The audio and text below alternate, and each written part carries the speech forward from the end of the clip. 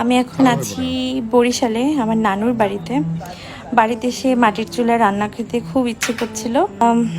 কালকে মানে আগামীকাল আমার নানুর প্রথম মৃত্যুবার্ষিকী, যে কারণে আসলে নানু বাড়িতে আসা। কালকে নানু বাড়ির মিলাদ হবে।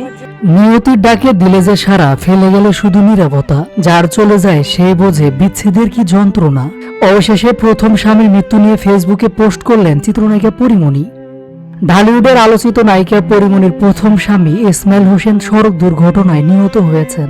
শুক্রবার 22 নভেম্বর ঢাকা ভাঙ্গা মহাসড়কের শিবচরের পাঁচচর এলাকায় মোটরসাইকেল দুর্ঘটনায় প্রাণ হারান ইসমাইল। পরীমণি নায়িকা হওয়ার আগে ইসমাইল ছিলেন পরীমণির প্রথম স্বামী। পরী তখন ছিলেন গ্রামের 8-10 জন সাধারণ তরুণীর মতোই, যাকে এখন পরীমণি নামে সবাই চিনলেও আদতে তার আসল নাম শামচুর নাহার স্মৃতি। 2012 সালে শামচুর নাহার স্মৃতির সঙ্গে সম্পর্কে চাচাতো ভাই ইসমাইল হোসেনের বিয়ে হয়, যদিও সেই সংসার বেশি দিন টেকেনি। 2 বছরের মাথায় ইসমাইলকে ডিভোর্স দেন স্মৃতি।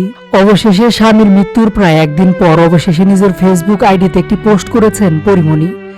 বিদায় বেলায় সাবেক স্বামীর স্মৃতিচারণ করেছেন পরীমণি। প্রথম প্রেম, প্রথম ভালোবাসা ভোলা যায় না, আর তাই মৃত্যুর পর প্রথম প্রেমকে মনে করলেন এই নায়িকা।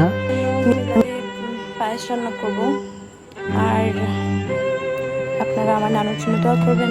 মূলত নানার মৃত্যুবার্ষিকী উপলক্ষে বর্তমানে পরীমণি তার নানা বাড়ি রয়েছে।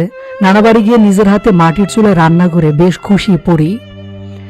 এদিকে কিছুক্ষণ আগে নিজের ফেসবুকে পোস্ট করে পরীমণি লেখেন, নিয়তির ডাকে দিলে যে সারা, ফেলে গেলে শুধু নীরবতা। যার চলে যায় সেই বোঝে বিচ্ছেদের কি যন্ত্রণা। পরীমণি যে সাবেক স্বামীকে ইঙ্গিত করে পোস্ট করেছে তা সবাই ধরতে পেরেছে। সব মিলে পরীমণির এমন পোস্ট মুহূর্তেই ছড়িয়ে পড়েছে।